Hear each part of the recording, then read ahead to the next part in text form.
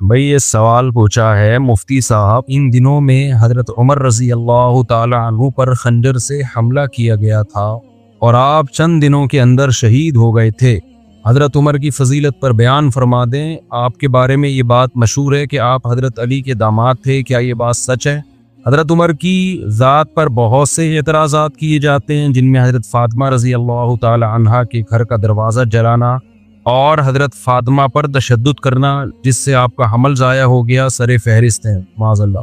इसके अलावा हजरत उमर के 3 तलाक वाले मसले पर भी बहुत एतराज़ात किए जाते हैं। एक खातून एक चैनल पर कह रही थी कि उमरी कानून ने मेरी ज़िंदगी तबाह कर दी, क्योंकि उमरी कानून में, नहीं उमर वाला कानून को उमरी कानून कह रहे हैं, उमरी कानून में तलाक देना बहुत आसान काम है। इसका जवाब भी इनायत फरमा दें। तीसरी बात यह है कि हजरत उमर की राय की तायद में कई बार कुरान की आयत नाजिल हुई। नाजरीन को इन आयतों के बारे में भी बता दें। सब कुछ तो आपने ही बता दिया है, मेरे बताने के लिए कुछ छोड़ा ही नहीं आपने। देखो, ये जो हजरत फातिमा पे जुल्म के वाकयात बयान किए जाते हैं कि हजरत उमर ने ये किया, हमल ज़ाया हो गया, ये हो गया, वो हो गया, वगैरह वगैरह, हमेशा कोशिश किया करो बातिल के सवालात का जवाब देने के बजाय ना उल्टा बातिल से सवाल पूछना शुरू कर दिया करो। जब भी आप दिफाई पोजीशन में अपने आप को रखोगे ना, सामने वाला बड़े बड़े जराइम करके बैठा होगा, वो अपने ऊपर बात ही नहीं आने देगा, वो हमेशा आप पर बौछार करता रहेगा और आप दिफाई पोजीशन में एक का जवाब, दूसरी बात का जवाब, तीसरी बात का जवाब, ये कभी भी तरीका नहीं होता। मैंने एक वाकया सुनाया था कि एक साहब आए और मुझे कहने लगे कि उलमाए देवबंद के अकायद, आपके जो उलमाए देवबंद के जो अकाबिर है ना, उन अकाबिर के अकीदे ठीक नहीं है, मैं आपसे इस पर मुनाजरा करना चाहता हूँ। मुझे कहने लगे, मैंने कहा ठीक है, मैं तैयार हूँ इसके लिए, लेकिन आप इल्ज़ाम लगाओगे उलमाए देवबंद की जो अकाबिर थे, जो हमारे अकाबिर थे, उन पे इल्ज़ाम लगाओगे और मैं उन इल्ज़ामात का दिफा करूँगा, तो ये बराबरी वाली बात नहीं हुई। बराबरी वाली बात ये होगी कि आप हमारे अकाबिर पे इल्ज़ाम लगाओगे और मैं आपके अकाबिर पे इल्ज़ाम लगाऊंगा। आपने, जैसे मैंने अपने अकाबिर का दिफा करना है, तो जो मैं आपके अकाबिर पे इल्ज़ाम लगाऊं आपने उसका भी दिफा करना है। ये एक तरफा बात नहीं होगी कि आप मुझे थप्पड़ मारो और अपने मुंह को मैं बचाता रहूं बैठ के। जब आपको मेरे मुंह पे थप्पड़ मारने की इजाजत होगी और मैं बचाऊंगा, तो मैं भी आपके लगाऊंगा और आप अपना मुंह भी बचाएंगे। समझते हो कि नहीं समझते? ये हमेशा बहस का उसूल है, ये याद रखो। बातिल की कोशिश होती है आप पे चढ़ जाए वो, और अपने आप को बिल्कुल पहले से ही महफूज रख लेता है वो।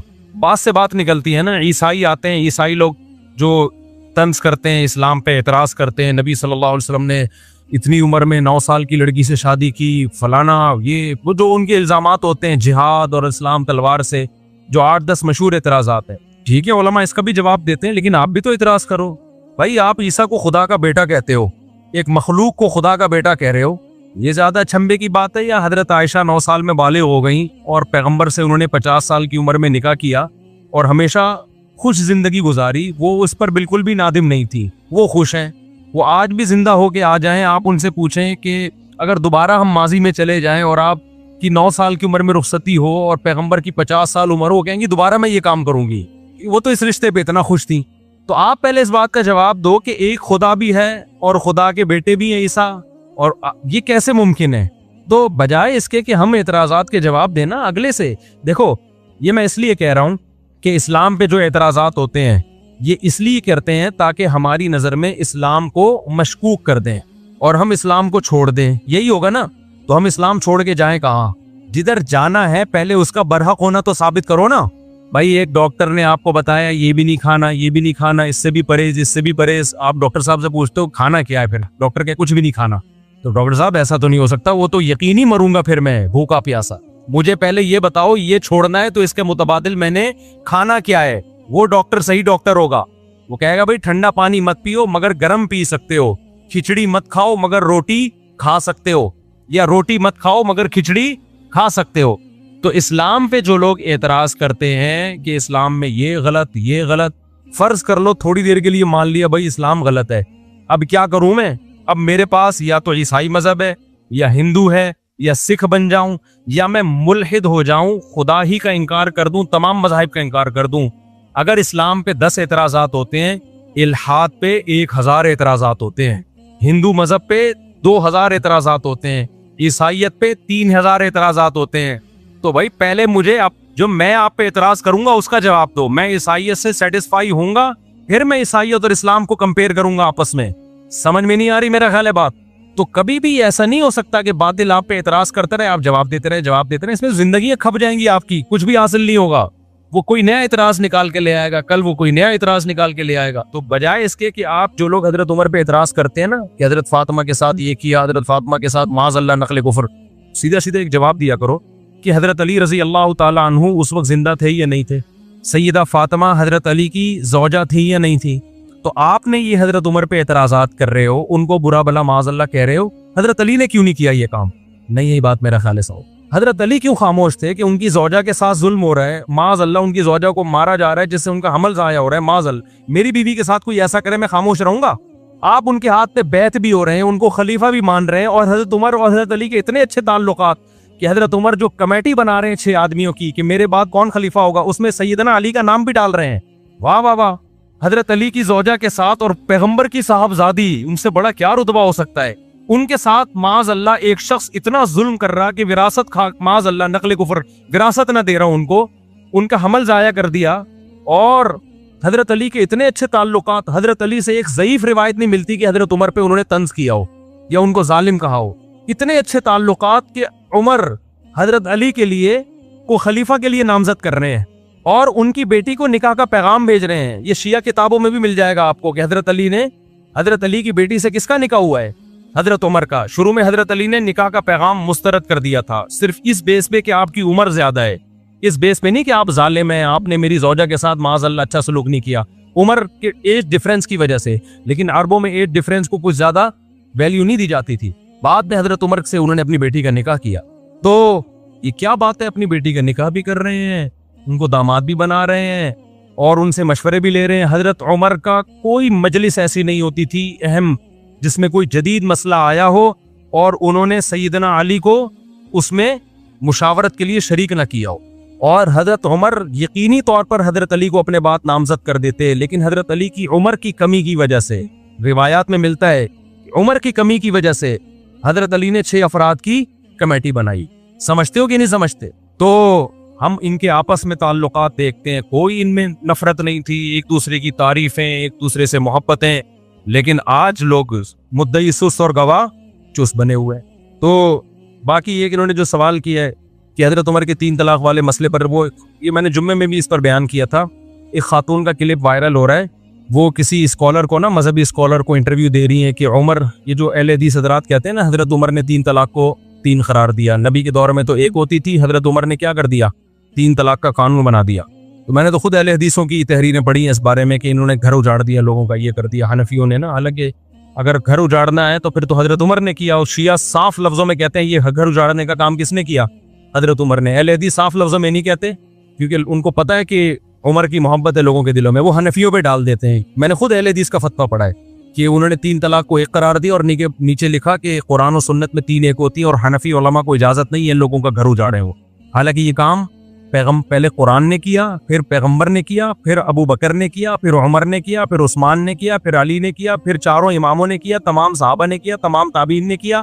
7वीं सदी हिजरी में इब्ने तैमिया रहमतुल्लाह अलैह का एक तफर्रुद था, उन्होंने कहा नहीं 3 एक होती है। 700 साल तक उम्मत में अहले सुन्नत में आपको एक फतवा भी नजर नहीं आएगा कि जिसने 3 तलाक को 1 कहा हो। 7वीं सदी में इब्ने तैमिया ने किया, इब्ने तैमिया रहमतुल्लाह अलैह ने, फिर उनके शागिर्द ने भी अपने उस्ताद की राय को फॉलो किया, इब्ने क़य्यिम ने, फिर इब्ने क़य्यिम के शागिर्द इब्ने रजब हम्बली, उन्होंने भी अपने उस्ताद को फॉलो किया। लेकिन आखिर उम्र में इब्ने रजब ने रुजू कर लिया और ये सख्त अल्फाज कहे, वअलम अन्नहु लम यस्बुत अन अहद मिन अस्सहाबा वला मिन अत्ताबिईन वला मिन अइम्मति सलफ अलमुअतद्दी बिक़ौलिहिम फिल फतावा फिल हलाल वल हराम शैउन सरीहुन अन तलाक बाद दुखूली युहसबु वाहिदतिन इज़ा सबक़ा बिलफ्ज़िन वाहिदिन।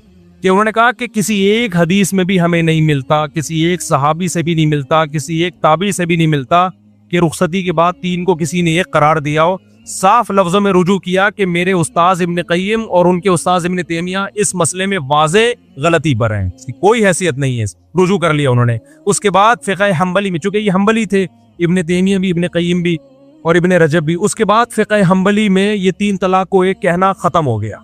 आई बात समझ में? फ़िक़ह हम्बली में भी इत्तिफाक हो गया 3 कितनी है भाई, 3 ही होती है, क्योंकि ये सब हम्बली मजहब के बड़े बड़े अइम्मा थे। सदियों ये मसला इसी तरह चलता रहा, पूरी उम्मत में 3 तलाक़ें 3 होती हैं, 3 होती हैं, 3 होती हैं, यहाँ तक कि फिर शेख बिन बाज जो सऊदी अरब के मुफ्ती आज़म हैं, जिनका तकरीबन 15-20 साल पहले इंतकाल हुआ, उन्होंने फिर एक नई राय कायम की कि 3 कितनी होती हैं, 1 होती। जब उन्होंने राय कायम की उनके उस्ताजों ने उनकी मुखालफत की। बिन बाज से तलाक के मामले में फतवा लेना जायज नहीं है। मेरे पास, मैंने नेट से पूरी इबारतें निकाली थी, उनके उस्ताजों ने रद्द किया कि बिन बाज का फतवा तीन तलाक के मामले में उससे बीवी हलाल नहीं होगी, इजमाई मसला है।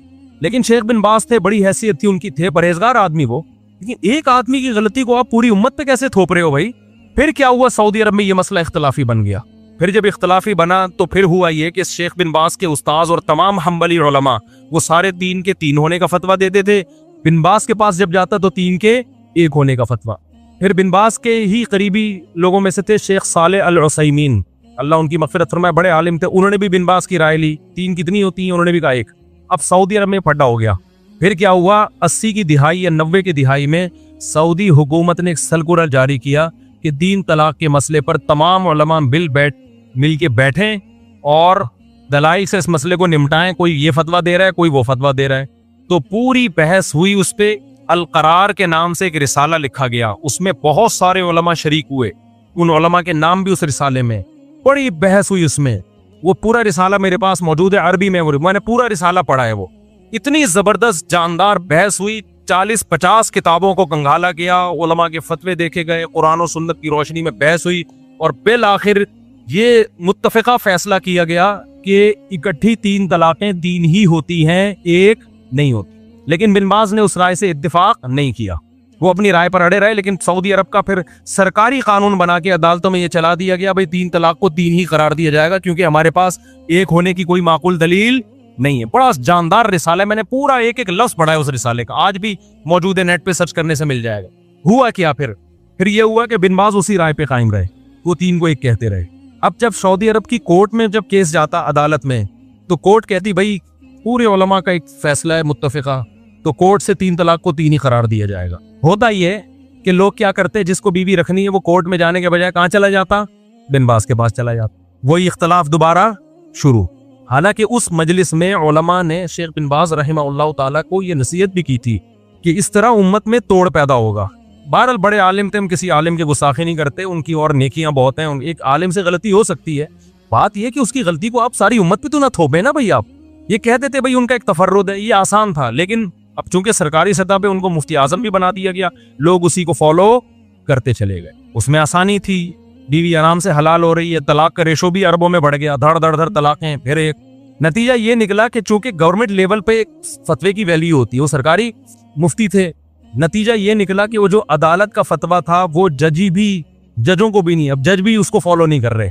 फिर अब जो ये जो मोहम्मद बिन सलमान आए, इनके दौर में तो मेरा ख्याल है कोर्ट को ऑर्डर दे दिया कि 3 को 1 ही करार दो। तो ये इस्लाम नहीं है मेरे भाई, समझ रहे हो, ये जाती आरा है बाज मुफ्तियों की। इस्लाम वो है जो कुरान ने बयान किया, अब तलाक मर्रतान, तलाक 2 मरतबा है। इसमें कुरान ने नहीं कहा कि इकट्ठी दो या एक महीने के बाद दो। कुरान कहता है फ़इन तल्लक़ा, तीसरी दे दी तो फला तहिल्लु लहू मिन बादु, औरत तीसरी के बाद शौहर के लिए हलाल नहीं होगी जब तक दूसरे मर्द से निकाह न कर ले। तो ये उम्री कानून नहीं है, ये कुरान का कानून है। बुखारी की हदीस है, नबी सल्लल्लाहु अलैहि वसल्लम की मौजूदगी में उवैमर अजलानी ने अपनी बीवी को 3 तलाकें दी। आप सल्लल्लाहु अलैहि वसल्लम ने उसको 3 ही समझा, उससे निकाह को खत्म समझा नबी सल्लल्लाहु अलैहि वसल्लम ने। बुखारी की हदीस है, इतनी सारी हदीसें, मेरा इस पर पूरा एक लेक्चर मौजूद है, तो ये कहीं भी नहीं है। तो इसको ये कहना उम्री कानून, ये शिया लोग ये जिसारत कर सकते हैं भाई, अहले सुन्नत इसको उम्री कानून नहीं कहते। उमर वो कानून नहीं बनाएंगे जो पैगंबर के कानून के खिलाफ हो। समझते हो कि नहीं समझते? यहाँ अब वो खातून ने ये कहा मेरा घर उजड़ गया 3 तलाक के बाद, मैं मजबूर हो गई हूँ हलाला करने पर। वो रो रही हैं, मैं मजबूर हो गई किस पर? देखो, बातिल जब भी कोई बात कर रहा होगा ना, बीच में एक गड़बड़ कर रहा होगा, वो उसी से वो लोग उसकी उस बात को नहीं उस तरफ जाते और रोना धोना शुरू करते हैं, हाय बेचारी के साथ जुल्म हो गया। इस्लाम ने औरत को हलाले पर मजबूर किया है। कुरान ने जब ये कहा 3 तलाकें देने के बाद औरत पहले शौहर से निकाह नहीं कर सकती जब तक इद्दत के बाद दूसरे मर्द से निकाह ना कर ले, उससे हमबिस्तरी ना हो जाए और वो तलाक ना दे दे, फिर इद्दत के बाद पहले से कर सकती है। इस्लाम, कुरान, हदीस ये कह रही है कि औरत ये कर सकती है, ये नहीं कह रहा कि औरत को इस्लाम इस पे क्या कर रहा है, मजबूर ना करे। भाई किसने कहा कि ये काम करे वो? यानी ऐसा होता है ना, मर्द ने 3 तलाकें दी होती, फिर हम जाके औरत की कनपटी पे बंदूक रखते हैं, अब तू दूसरे मर्द से निकाह कर, नहीं करेगी गोली से उड़ा देंगे हम, तो ये दायरे इस्लाम से खारिज रहेगी। अब तू उसके साथ रिलेशन भी, फिजिकल रिलेशन भी कायम कर, नहीं किया ठा गोली से उड़ा देंगे हम तुझे। अब तू वहां से तलाक ले, नहीं तलाक ली ठा गोली से उड़ा देंगे हम तुझे। अब तलाक लेने के बाद दोबारा पहले मर्द से तुझे निकाह करना पड़ेगा, नहीं किया ठा हम गोली से उड़ा देंगे। फिर औरत रोती भी अच्छी लगती, हाय हाय मेरे साथ क्या हो रहा है, मुझे मर्दों के से जो है ना रिलेशन कायम करवाया जा रहा है। भाई इस्लाम ने कहा कि इस मर्द से आपका निकाह अब खत्म, अब आप एंजॉय करें लाइफ को, इद्दत के बाद किसी और मर्द से निकाह करें। आप आई बात समझ में, आप उस मर्द के साथ जिंदगी गुजारें। अगर आपको उम्र समझ में नहीं आ रहा, आपके पास ऑप्शन है, आप उससे तलाक मांग सकती हैं।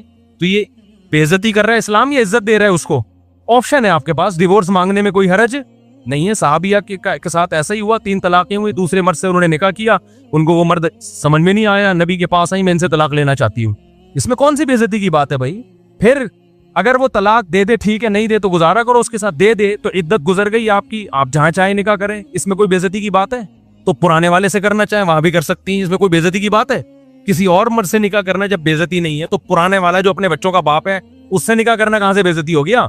असल में इसमें तड़पेगा वो जिसकी बीवी है, अजाब में कौन आएगा? मर्द। बेइज्जती मर्द की हो रही है, ठीक है ना, जिसने गुस्से में तलाकें निकाल दी और अब रो रहा है। अब इस्लाम कह रहा है ना ना ना ना ना, तेरी ये महबूबा जिसको तूने गुस्से में छोड़ा है, अब ये किसी और के निकाह में जाएगी, और तू, तेरे लिए वो रात क्या होगी, ऐसे जैसे आग के अंगारों पे लेटा हुआ है तू। और आइंदा ये लफ्ज जबान से निकालने से पहले तू 100 दफा सोचेगा, अजाब में तो वो आएगा बंदा। दूसरी बात ये, खवातीन यहाँ ये कहती हैं कि जब औरत को तलाक हो गई, ठीक है जी, वो मजबूर नहीं है कि हलाला करे, वो मजबूर नहीं है, लेकिन वो बेचारी जाएगी कहाँ? उसका घर तो उजड़ गया ना, तो इस लिहाज से तो वो मजबूर ही अपना घर बसाने के लिए, उसको ये प्रोसेस से गुजरना पड़ेगा। उसका जवाब समझें, वो उसका जो घर उजड़ा है ना, और नया घर बसना मुमकिन नहीं है या मुश्किल है, वो इस्लाम की वजह से नहीं, वो इस्लाम को फॉलो ना करने की वजह से है। ये बार बार मैं बताता हूँ, क्योंकि सहाबा के दौर में मर्द ने अगर 3 तलाकें दी और औरत का निकाह खत्म, तो 20 रिश्ते उसके लिए पहले से अच्छे मर्दों के होते थे, क्योंकि एक एक आदमी 2-2 3-3 बीवियां रखता था। लड़कियां मार्केट से क्या थीं? शॉर्ट थीं। लोग इंतजार करते थे किसी की बीवी बेवा हो या तलाक हो तो मैं निकाह करूं उससे। तो औरत का घर उजड़ता ही नहीं था। अब जो घर उजड़ रहा है वो इस्लाम की वजह से नहीं, बल्कि एक बीवी पर जो इत्तेफाक सबने कर लिया है और खवातीन के लिए रिश्ते नहीं है, उसकी वजह से उनके लिए मसाइल हो गए हैं। तो ये 3 तलाक के 3 होने का कसूर नहीं है, ये कसूर इसका है कि अच्छे मर्द मार्केट में क्या हो गए हैं? शॉर्ट हो गए हैं। उसको पता है मुझे पहले वाला जैसा मिलेगा नहीं आई मेरा ख्याल बात समझ में। तो ये उमरी कानून नहीं है, ये खुदाई कानून है। हजरत उमर ने इसको क्या किया था? नाफिज। और फिर भी अगर बात समझ में ना आए तो मैंने आपसे एक बात कही है कि बजाय बातिल के एतराजात का जवाब देने के, आप बातिल पे एतराजात करना शुरू कर दो। तो मेरा बातिल से ये एतराज है कि आप कहते हो 3 तलाक को 3 करार देकर उमर ने जुल्म किया। देखो 3 तलाक के बारे में हदीस के अल्फाज देखो, 3 तलाक के 1 होने के बारे में जो अहले हदीस पेश करते हैं कि नबी के दौर में 3 1 समझी जाती थी, अबू बकर के दौर में भी उमर ने 3 को क्या कर दिया? 3। हम कहते हैं वो जो नबी के दौर में 1 समझी जाती थी, उसका मतलब ये नहीं है जो अहले हदीस बयान कर रहे हैं। उसका मतलब दूसरी हदीस में आता है कि जमाने जाहिलियत में 3 को 1 समझा जाता था, इस्लाम ने उसको क्या कर दिया? मनसूख। हजरत उमर के दौर में बहुत से लोगों को पता ही नहीं था कि अब 3 1 नहीं है, 3 3 ही होंगी। हजरत उमर ने 3 को 3 नाफिज कर दिया, तो बहुत से लोग समझे ये काम कौन कर रहा है? उमर कर रहे हैं। इसकी मिसाल ऐसे है जैसे सहीह मुस्लिम ही की हदीस है कि नबी के दौर में हम मुता किया करते थे, जाबिर बिन अब्दुल्लाह कह रहे हैं रजी अल्लाह अन्हु। अबू बकर के दौर में भी हम मुता किया करते थे, उमर ने मुता पे क्या लगा दी? पाबंदी लगा दी। हम उसका जवाब क्या देते हैं? भाई मुता तो नबी के दौर में हराम हो गया था, अबू बकर के दौर में भी हराम था, उमर ने जो पाबंदी लगाई तो वो जो काम नबी के दौर में हराम हो गया था उमर ने उसको नाफिज कर दिया। लेकिन नबी के दौर में जब मुता हराम हुआ तो सबको पता नहीं था कि हराम है, वो जायज समझ के कर रहे थे। अबू बकर के दौर में भी करते रहे क्योंकि इस खबर फैली नहीं थी उस हराम होने की। हजरत उमर ने लॉ बना दी, अब जो मुता करेगा वही सजा दूंगा जो जानी को देता हूं मैं। इस कानून की वजह से सबको पता चल गया मुता हराम है, तो निस्बत किसकी तरफ कर दी?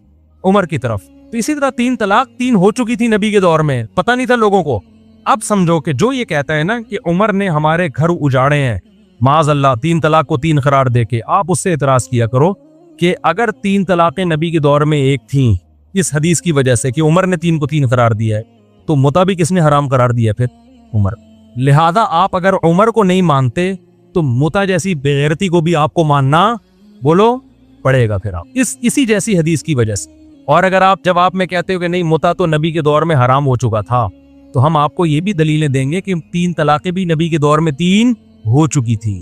तो अब जो लोग हजरत उमर पे एतराज कर रहे हैं ना कि औरतें कह रही हैं, अब ये मैं इस खातून की तरफ आता हूँ कि जो कह रही है कि उमर ने 3 को 3 करार देके मेरा घर उजाड़ दिया, ओ भाई उमर ने मुता को हराम करार देके आपका घर बचा लिया बहुत सारी औरतों का, क्योंकि औरत कभी नहीं चाहती कि मेरा मियाँ मुता करता फिरे। वो क्या ख्याल है, जिस औरत को पता चले मेरा मियाँ 20 औरतों से मुता कर चुका है उसका घर बसेगा? हजरत उमर ने मुता पे पाबंदी लगा के करोड़ों औरतों का घर बचा लिया। ये बीवी के अलावा तुम्हारे पास कोई ऑप्शन नहीं है। मुता पता है क्या होता है जिसको ये लोग जायज करार देते हैं? मुता ये होता है कि जिसको कहा जाता है हजरत उमर ने हराम करार दिया, वो वाले मुता की बात कर रहा हूँ। कौन सा मुता हराम करार दिया? मुता ये होता है कि आप किसी औरत से एग्रीमेंट कर लें 1 साल का या 6 महीने का या 1 हफ्ते का, कोई भी टाइम मुतय्यन कर लें, 2 गवाह हों, ईजाब व कबूल हो कि हम दोनों एक दूसरे के लिए हलाल हैं 1 महीने के लिए या 1.5 महीने के लिए या 2 महीने के लिए या 1 साल के लिए या 10 साल के लिए, कोई भी टाइम मुतय्यन कर दें या 1 घंटे के लिए। इट इज कॉल्ड, बोलो ना, मुता। हम ये कहते हैं कि इसमें और जिना में रत्ती बराबर भी फर्क, बोलो, नहीं। जो लोग मुता को हलाल कहते हैं वो कहते हैं नहीं इसमें बड़ा फर्क है, जिना में टाइम मुतय्यन नहीं होता, औरत के साथ मुंह काला किया और निकल लिए, इसमें टाइम मुतय्यन है। आई बात समझ में? जिना में गवाह नहीं होते, इसमें क्या है, गवाह है, ये कोई फर्क नहीं। अच्छा, कहते हैं जिना में जो औलाद होगी हलाली नहीं होगी, जबकि मुता से जो औलाद होगी हलाली होगी। और भाई ये फर्क नहीं है, ये आपने जिना पे एक खूबसूरत यानी आप गवाह बना के जिना कर रहे हैं, ठीक है ना? इसका मतलब है जब किसी औरत से जिना करना हो तो 2 बंदों को गवाह बना लो और टाइम मुतय्यन कर लो 1 घंटे का। जिना में भी आजकल जो जिना हो रहा है ना मार्केट में, उसमें भी तवाइफें किराए पे एक टाइम के लिए मिलती हैं, टाइम होता है उनका। वो पुराने जमाने में जिना होता था, गए और मुंह काला करके भाग गए, कोई देख तो नहीं रहा। अभी जो होटलों में लोग बताते हैं ना, जो बुराइयां करते हैं, कि बाकायदा टाइम होता है तवाइफ का कि इतने टाइम तक आपके साथ रहेगी वो, तो टाइम भी हो गया। 2 गवाह बता दो, वसीम और गफ्फार को, अपने दोस्तों को बता दो आज मैं तवाइफ से मुंह काला करने जा रहा हूँ। कोई फर्क नहीं है भाई।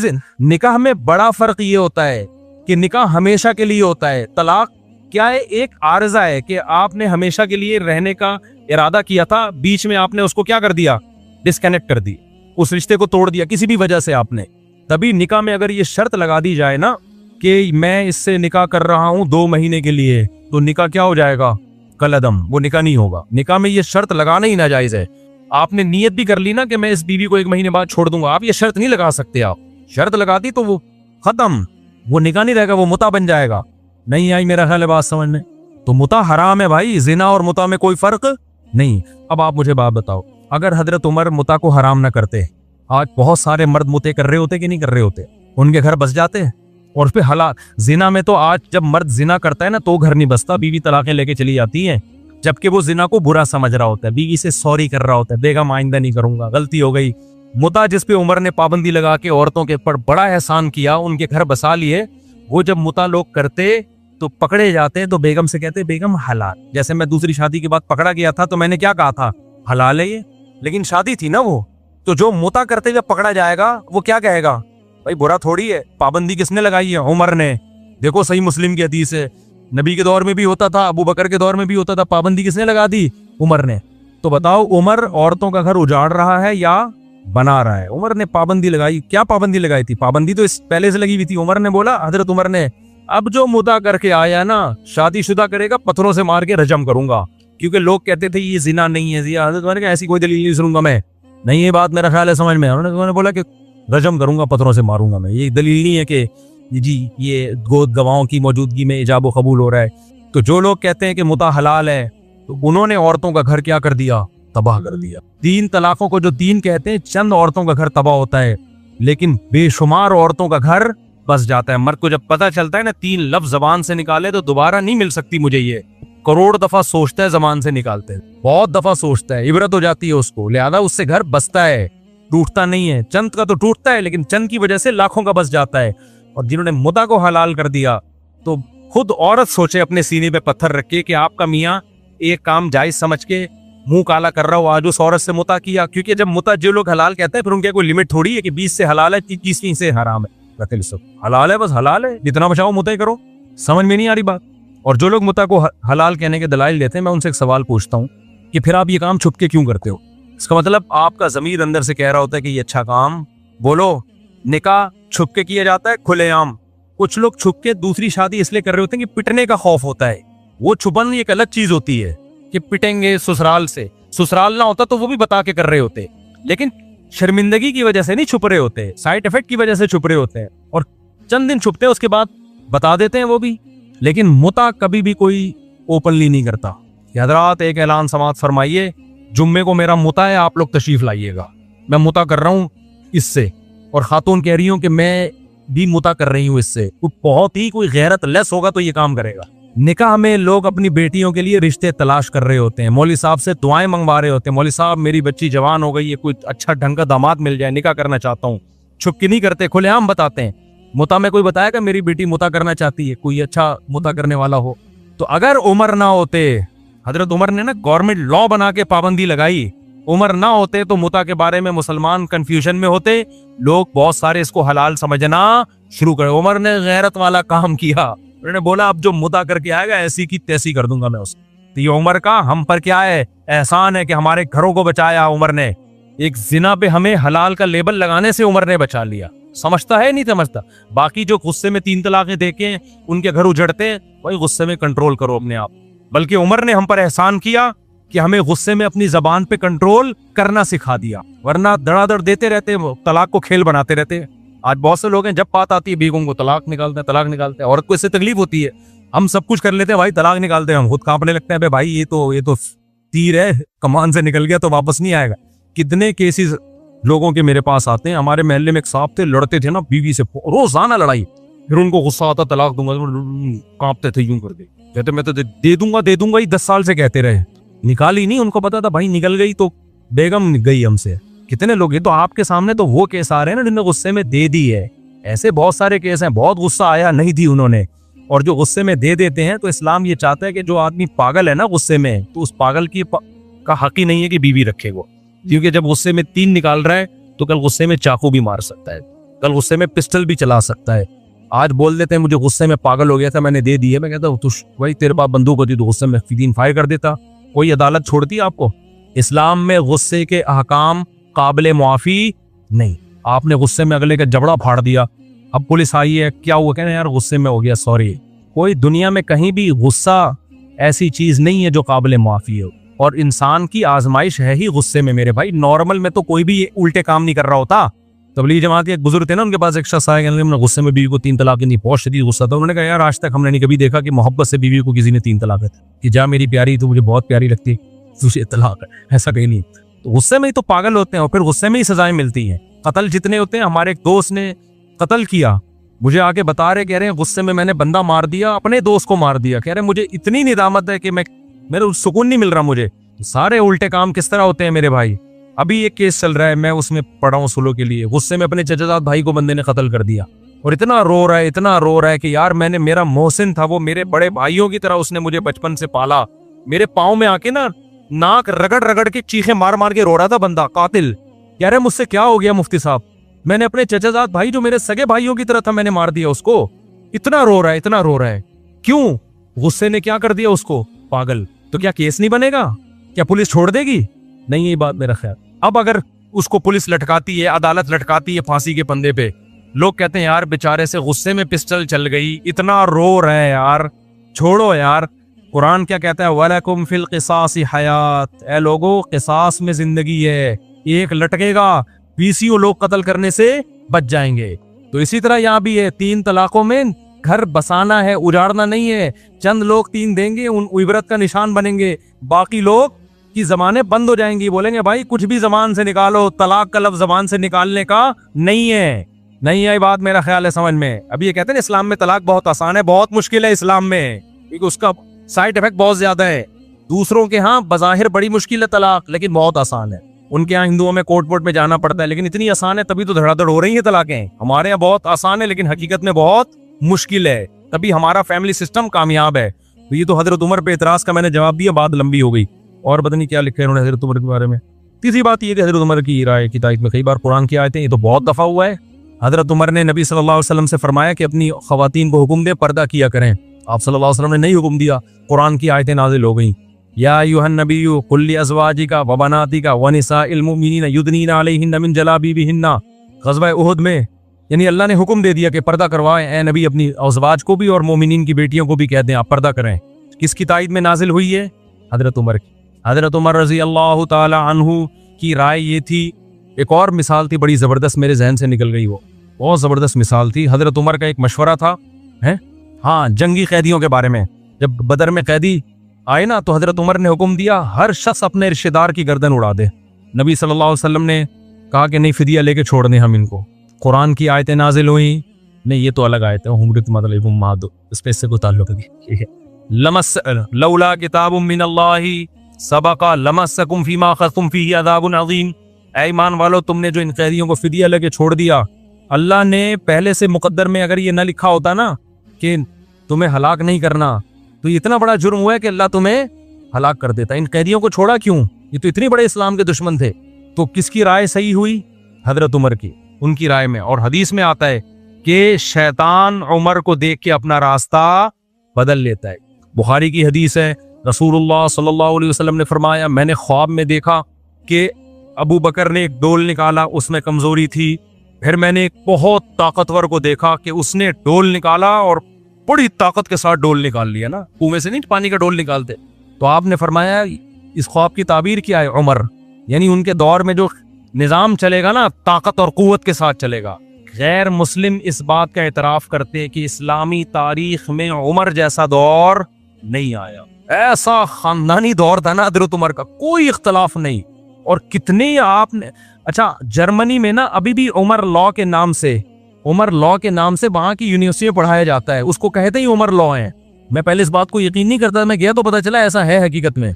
ये जो इंसानी फलाह बहबूद के कवानीन उन्होंने वज़ा किए ना बहुत से यूरोपियन कंट्रीज ने, ये हजरत उमर से लिए उन्होंने। उसका नाम भी अब तक उन्होंने उमर लॉ रखा हुआ है। नहीं आई मेरा ख्याल बात समझ में? तो गैर आपके खलीफा आदिल के आदिल होने और उसकी फजीलत की गवाही दे रहा है, और यहाँ बाज लोग जो अपने आप को इस्लाम की तरफ मंसूब करते हैं वो उमर को बुरा भला कह रहे हैं, माज़अल्लाह। हजरत उमर को इस्लामी तारीख से निकाल दो तो क्या बचेगा भाई आपके पास? एक ही तो दौर था जिसमें इस्लामी सल्तनत 22 लाख मुरब्बा मील पे फैली है और किसी में मजाल नहीं थी कि वो सर उठा के बात कर सके।